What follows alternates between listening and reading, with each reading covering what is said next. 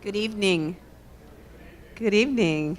I'm Catherine Allgore, the president of the Massachusetts Historical Society, and I welcome you here, especially on this really gross day, and I'm sure the traffic was terrible, but it could have been worse. I have to admit to you, I'm not a sports fan, but no one cared more about the outcome of that game than I did, because I knew that if they had to play again, they would be in our neighborhood. So, welcome. It's a very special night. This is the premiere of our Massachusetts Historical Society Speakers Fund series. And this fund and the series was developed by our former chairman, Charles Ames, and his wife, Kitty. And I would like to thank them very much for their leadership on this project. And the point of it, the series, is to bring nationally renowned speakers to the society with the purpose of providing, quote, a deeper public understanding of the American experience. Well, I think you'll agree, certainly later you will agree, that we have found the perfect person for that. When we were thinking about people to approach for the inaugural session, our speaker tonight stood out as an exceptional choice. Evan Thomas has both done rigorous historical research, and he is also connected with broad audiences. He is the author of 9 books and has had a long and distinguished career as a journalist, being a writer, correspondent, and editor at Time and Newsweek. He has won numerous awards, including the National Magazine Award, and is a regular guest on radio and television talk shows. He has taught writing and journalism at Harvard and Princeton, and when what is probably his most distinguished honor, he was elected a Fellow of the Massachusetts Historical Society in 2002. I'd also cite as one of his great accomplishments his daughter Louisa, who wrote a wonderful book about our own Louisa Catherine Adams. Though his interests are broad, as I think is reflected by his books, Evan is best known for writing biographies. And of course, that's our brand, as we like to say at the Massachusetts Historical Society. We are one of the top repositories of personal and family papers in the United States. To highlight the value and use of our collection, Peter Drummey has pulled some material from our collection that was used in the writing of Evan's books, The War Lovers, Roosevelt, Lodge, Hearst, and the Rush to Empire, and John Paul Jones, Sailor, Hero, Father of the American Navy. And if you didn't get to see it, it's right out there, so on your way out, you can take a look. We make our collection here of 13 million unique manuscripts available to researchers like Evan, but also to graduate students, young faculty, and what we call intellectually curious adults. If you'd like to learn more about our collections, our upcoming programs, or how to support the MHS, please speak with one of us after the program.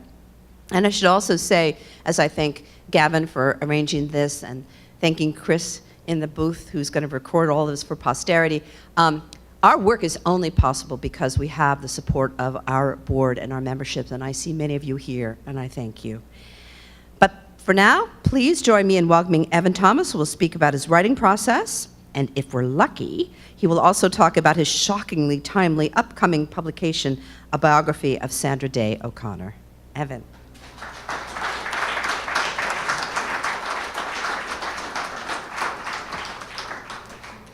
I don't have to tell you this, but this is the greatest institution ever. In fact, there's two generations of time. My daughter, Louisa, spent a lot of happy time here writing about Louisa Adams, and I did with the national treasure, Peter Drummey, who's here, I hope, somewhere. I saw him earlier. He is incredible. I also want to thank Charlie and Kitty Ames for making this possible. It's a treat for me to be here, and I hope my wife shows up out of the rain shortly. I'm going to talk for about half an hour, or probably maybe even less, but then I want to do some Q&A about the actual mechanics of this, if you'd like. In July of 1961, John F. Kennedy was a brand new president facing his first real crisis, a nuclear crisis. The Russians were threatening to grab all of Berlin, and President Kennedy was unsure what to do. Specifically, he was wondering, at what point, if fighting starts, do we use nuclear weapons? JFK had given a bold inaugural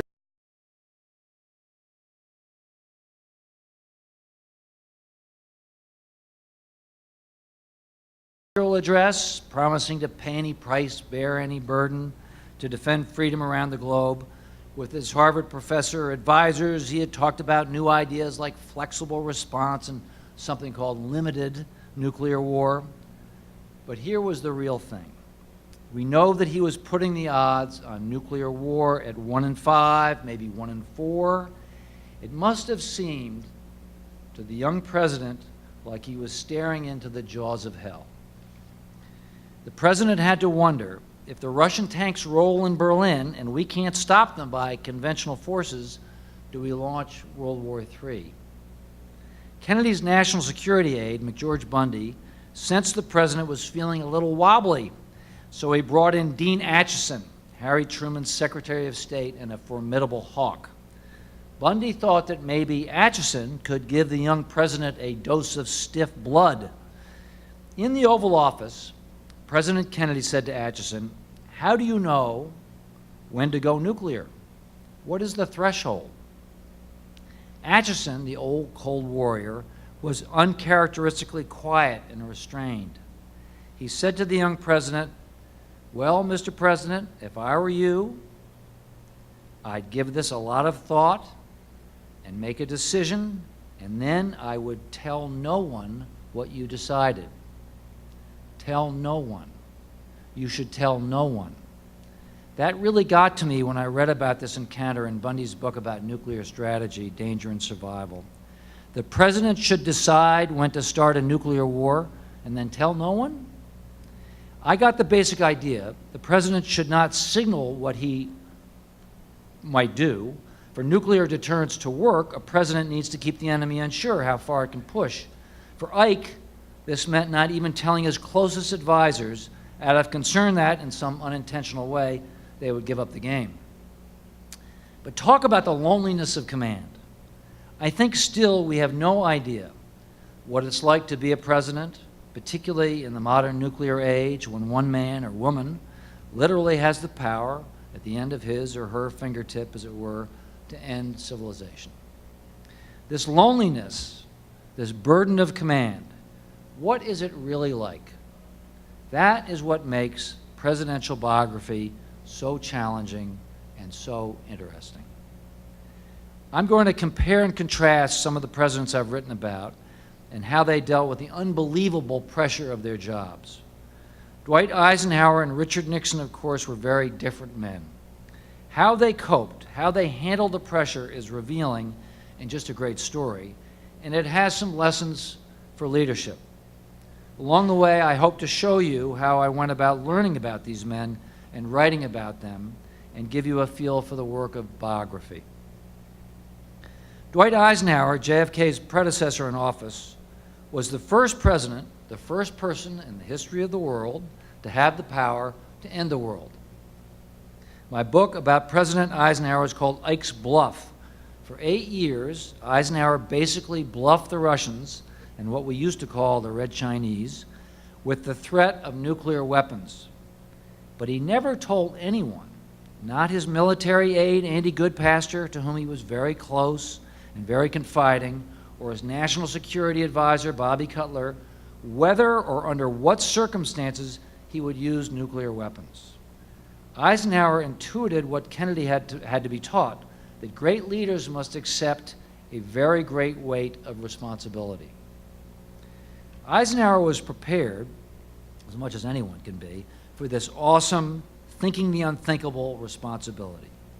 After all, he was the one who gave the go order at D-Day, who sent thousands of men into battle again and again in World War II. He had a huge ego, to be sure. You can't be Supreme Allied Commander and liberate Europe and not have a big ego. He could be emotional. He had a big temper.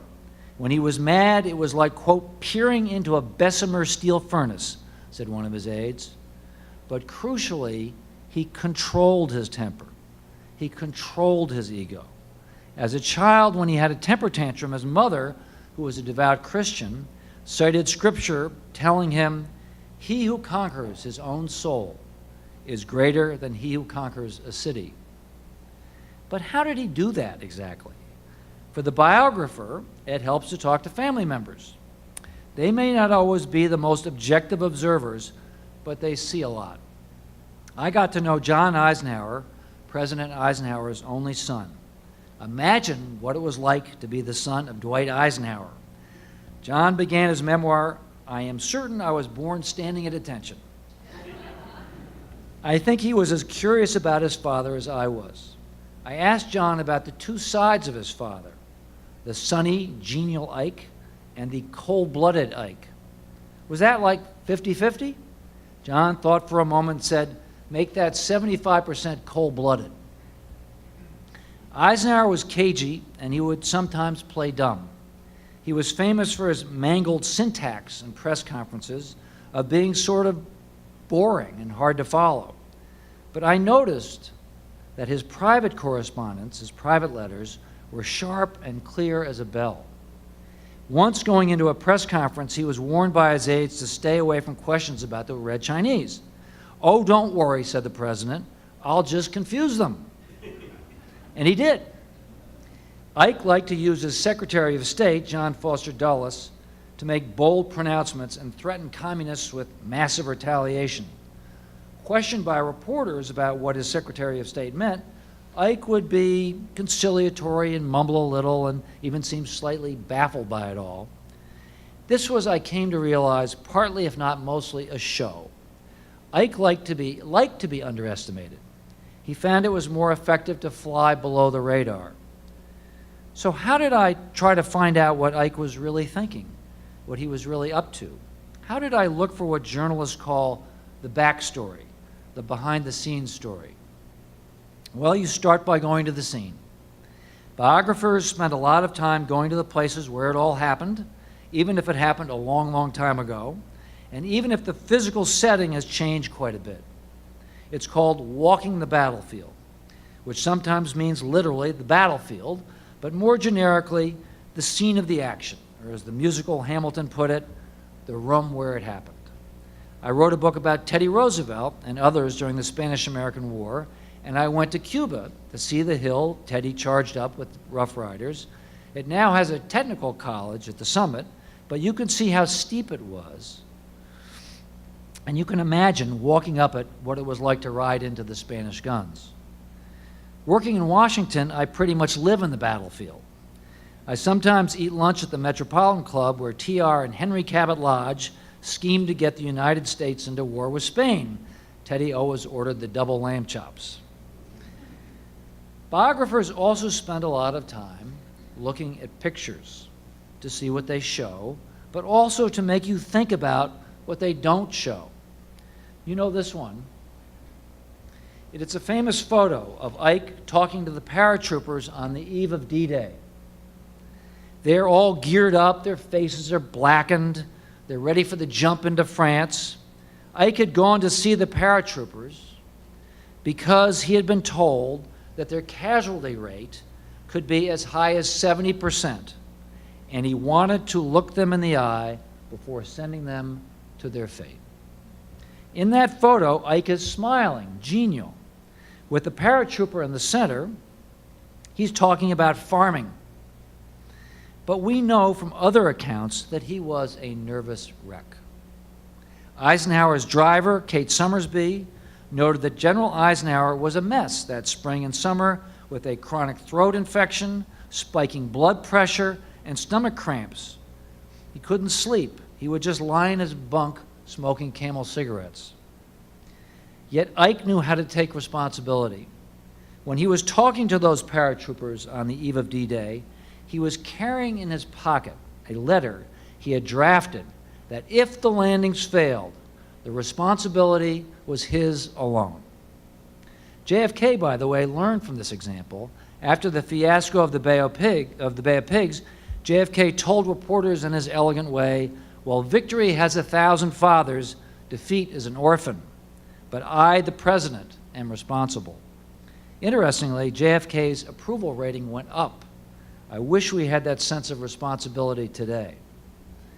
At the same time, Ike, not unlike other smart politicians, including JFK, was perfectly content to let others take the heat, if that's what the situation called for.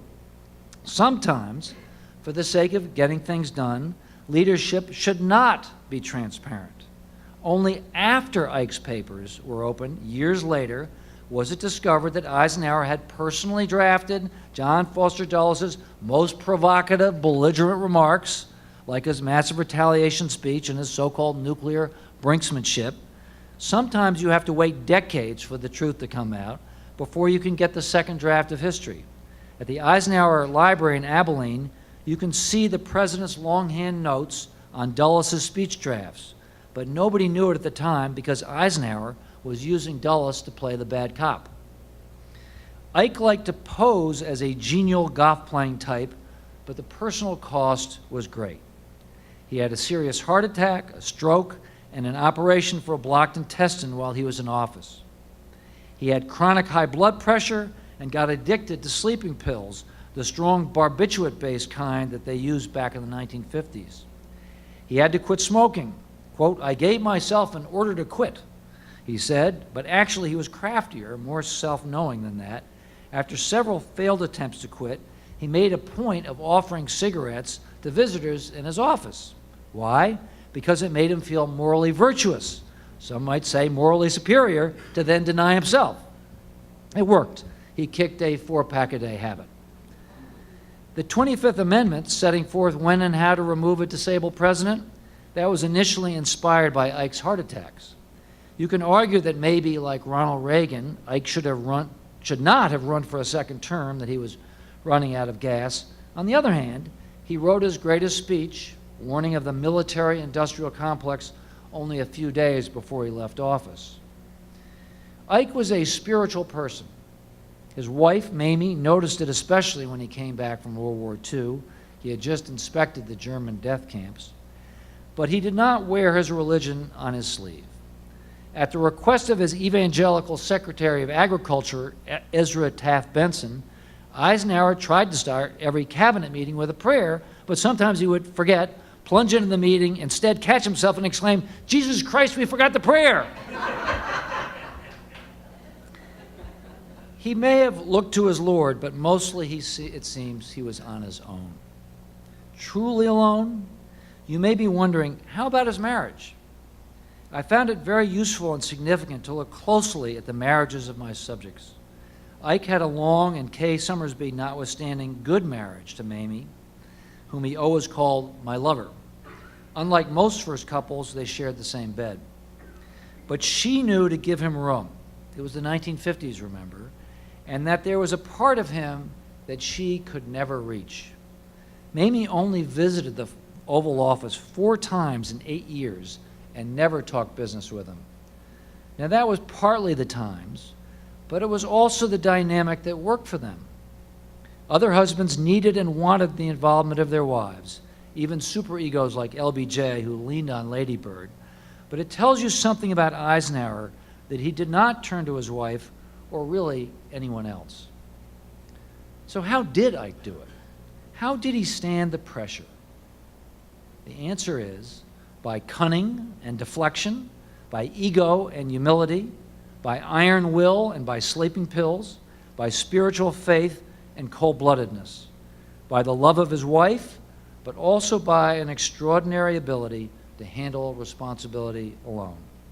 People are complex. The great ones, certainly the most interesting ones, cannot be reduced to bromides and simplistic myths. Now, Nixon. Richard Nixon was Eisenhower's vice president for 8 years, so he had a chance to study leadership in action. But just because you go to school doesn't mean you learn the lessons. I am sometimes asked what Ike thought of his vice president. John Eisenhower told me that his dad told him, "I gave myself an order to like Dick Nixon." There is a caricature, a cartoon version of Nixon, Tricky Dick, all sweaty and furtive, and I tried to find a fresher approach when I wrote Being Nixon. I tried to imagine what it was like to actually be Nixon, to be in his shoes, to see the world from his point of view. Nixon's old aides and family were a little skeptical of me, a card-carrying member of the liberal Eastern establishment. I did have my doubts about him, and in the end, I think he should have been driven from office. His flaws really were too great. But as I often discover, you can be surprised by your subject. It is definitely a mistake to come in with your mind made up. I came to think that Nixon was in many ways courageous.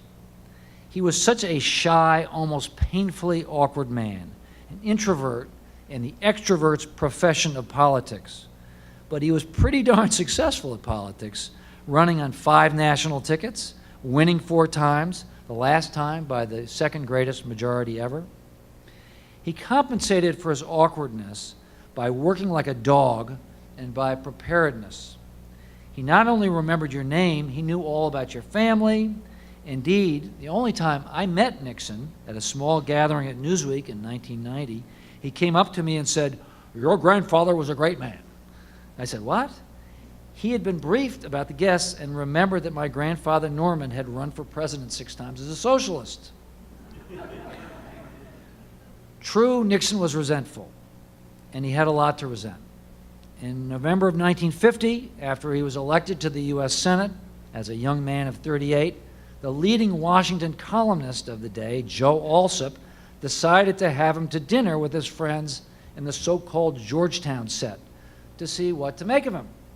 Alsop, who could be a terrible snob, called him Russell Nixon by mistake, and Ambassador Averell Harriman, a regular Alsop guest, turned over his dinner plate and said, "I will not break bread with this man," and walked out. You can imagine how Nixon, and especially Pat Nixon, felt. They felt even worse when those same Georgetown types and the reporters from the big papers were charmed and seduced by their Georgetown neighbor, John F. Kennedy.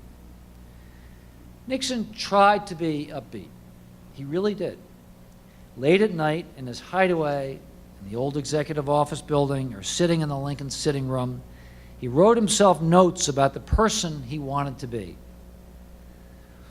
Using words like, we don't normally associate Nixon like serene and joyful.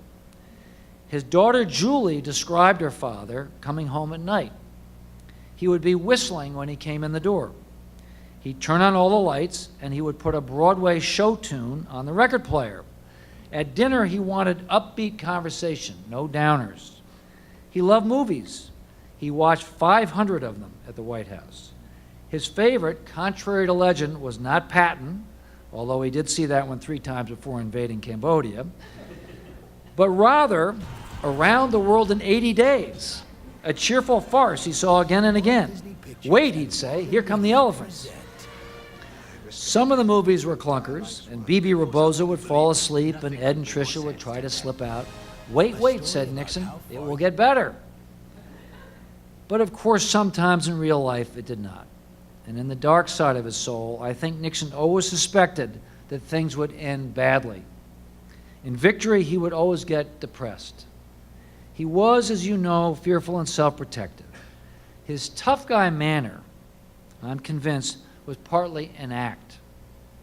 I've spent hours, my wife Osi and I spent hours listening to the Nixon's White House tapes, and although they could be ugly, the anti-Semitic remarks, the crude bluster, there is something tinny and forced about Nixon's macho man act. It was like he was showing off to Kissinger and Haldeman. If you want to hear real swearing, natural profanity, listen to the tapes of LBJ. What comes through from listening to all these tapes was that Nixon was not self-aware. He could not hear himself. He would bluster and rant, and his aides would not correct him or try to tone him down. They knew to ignore some of his crazier instructions, but not always. One of the problems of being president is that people fawn over you.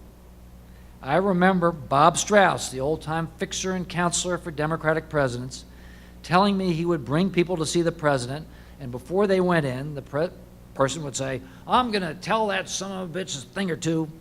But that once the guy got into the Oval Office and saw the president sitting behind that big desk, he'd wring his hands and say, oh, Mr. President, you're doing a wonderful job. Of course, you'll never know if you're missing something, so it's important to ask the people around your subject what they thought. A lot of academics ignore the people and just look at the paper, and journalists tend to do the opposite. You have to do both. And a lot of time you're looking for what did not happen. For as Sherlock Holmes might have put it, for the dog that did not bark. I would ask the people around Nixon, do you think that he knew himself? Could he see himself? No, no, they'd say, although Brent Scowcroft, his deputy national security advisor, told me, well, sometimes late at night, I think he took a little peek. James Schlesinger, Nixon's last defense secretary, said that Nixon did not know himself, but then he looked out the window and asked, who does? Fair question. With famous, powerful people, I find they sometimes need to be blinkered to forge ahead in a groove undeterred by self-doubt. It wasn't until it was too late that Nixon saw what had brought him down.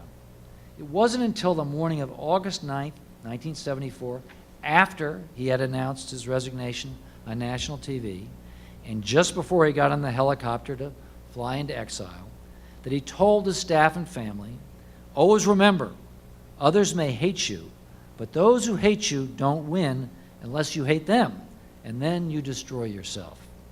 It's like something out of Shakespeare. I should add that historians like me read or should read novels. Sometimes the novelists understand human nature better than anyone. For Nixon, everything was a fight. He was surrounded by enemies. He had to get them before they got him. Of course, he ended up getting himself. Compare Nixon's paranoid and often self-aggrandizing attitude with Ike. Ike had a big ego, yes, but he knew how to hide it. He had an innate, deep faith in himself that gave him what I call the confidence to be humble, a very great quality in a leader. Compare Eisenhower to the current president. After he was elected, Donald Trump told his aides, quote, to think of each presidential day as an episode in a TV show in which he vanquishes his rivals. Here's what Eisenhower told his aides. You do not lead by hitting people over the head. Any damn fool can do that. I'll tell you what leadership is. It's persuasion and conciliation and education and patience. It's long, slow, tough work. Exactly. Thank you very much.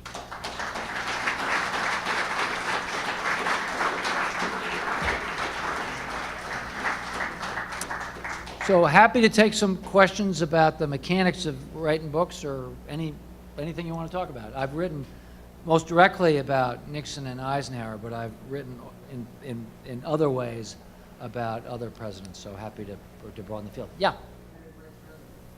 That's such a great question because, of course, he was shot before he became, and I'm conflicted about it because, as you know, the myth of the good Bobby and the bad Bobby, and both were true.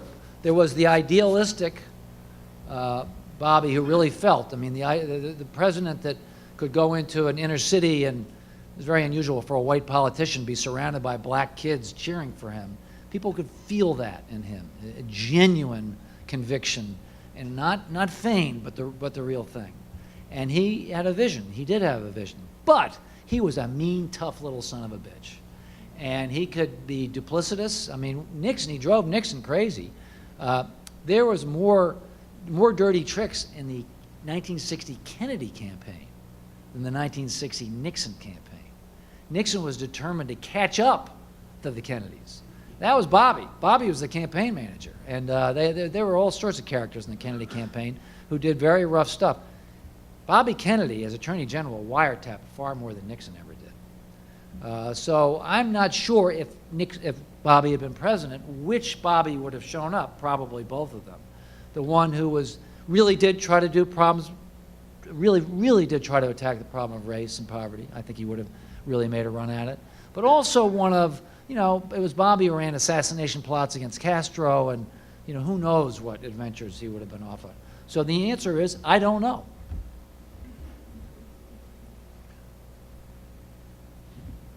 I haven't read all of Bob Woodward's book, Fear. I've read many historical pieces, Team of Rivals by Doris Kearns Goodwin, others. There's always this temptation to speak in the voices of the people that you're writing about and getting into their heads. How do you kind of balance that by knowing who somebody is and trying to speak in their voice? Well, Woodward takes it pretty far. Yeah. He does this get in the head of the character and have them speak. He's a relentless and great reporter. He really is. I mean, he does, what Woodward does is what every journalist tries to do. He just does it better, which is you get a little bit of information and use that to lever more information. And he runs a very sophisticated, this is going to sound a little harsh, the expression is you play or you pay. Either you talk to Woodward or you're the target. And that's a little harsh, but basically all journalists do that. You know, they play off people against each other. It's just that Woodward's better at it. And as he does that, he gets deep into his subject. He writes it all down. They tell him what they said at meeting X. Obviously, it's not exactly what they said at meeting X. Sometimes that's their memory of it, and their memory can be a little bit grander or better or faster or smarter or funnier than what they actually said. I just say one other thing. Although Woodward is a deep reporter, when he was writing at the White House, I remember people at the White House were giving him notes from conversations. In other words, it wasn't just interviews. He was actually looking at the contemporaneous notes of interviews. So he does both. When he has the note of the meeting, it's reliable. When people are telling him what they said, less reliable. I'm wondering if you can talk a little bit about Richard Nixon's parents. My understanding is that his father refused to have a cow tested for tuberculosis after a doctor told him that he had to do that, and that as a result 2 siblings died. Can you talk about that a little bit? Obviously, somebody as insecure of Nixon did not have a great home life. His father was a bully, and I don't think physically hit him, but was a very belligerent bully.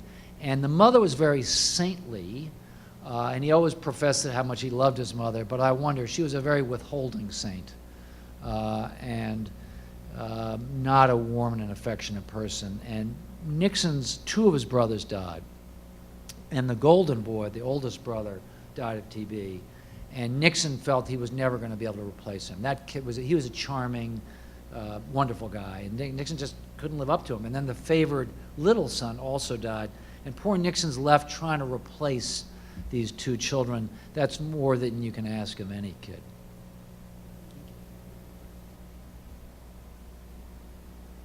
When you write, do you have things figured out in your head before you start to write, or do you figure out what you think when you get it down on paper? This is the eternal question. I wish it was a linear process. It's not. It's an incredibly circular process. And this is frustrating because you can interview somebody early in the process and realize 6 months later, those are stupid questions. I asked them all the wrong damn questions. And then you have to circle back. And, sometimes you can and sometimes you can't. My own process on this is to start way wide, reading secondary sources for at least a year. You make a big mistake. If a presidential biographer goes into the presidential libraries too early, they're going to be overwhelmed. There are millions of documents. You won't even be able to figure out the finding aid. You really have to read for at least a year to even be in the ballpark.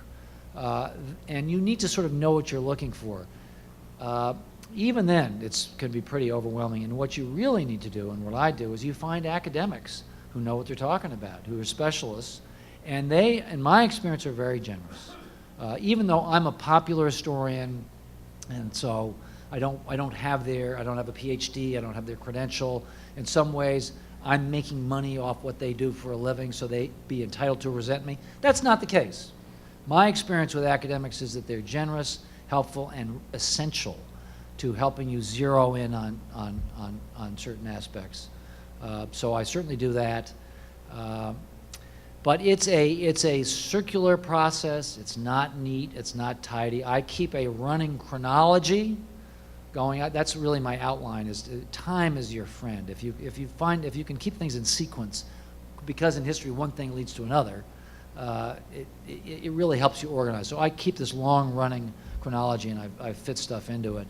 But as my wife would tell you, my office in the basement looks like a bomb hit it.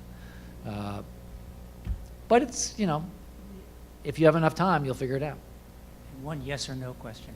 Do you realize that George Bundy's brother was the son-in-law of Atchison? Yes, Bill Bundy. Yeah. It's all in the family. Seems like a million years ago that Barack Obama was president. I'm just curious if that his presidential leadership is something that would interest you to write about or not, and in either answer, why? Barack Obama's been written about a lot. He's writing about himself right now. There will be when you write about, I wrote the 12th or 13th biography of Richard Nixon. I mean, there are a lot of them. And you have to, if you wait, you have to find an angle, really. And I tried to do that. My angle with Nixon was, what's it actually like to be Nixon? Because he's always been this caricature. And with Ike, it was really foreign policy, this idea of Eisenhower essentially bluffing the Russians. So if I were to write about Obama, I would wait a long time and try to find some piece of his character to look at, or some. I wouldn't do a full soup to nuts biography. That will have been done many times and would not interest me so much. Yeah. Evan, your comment about Bobby Kennedy's dirty tricks remind me of the best story that intersected with Nixon. You remember in 1968, Nixon's plane was coming into Eugene when Bobby's was going out. He left Dick Tuck behind.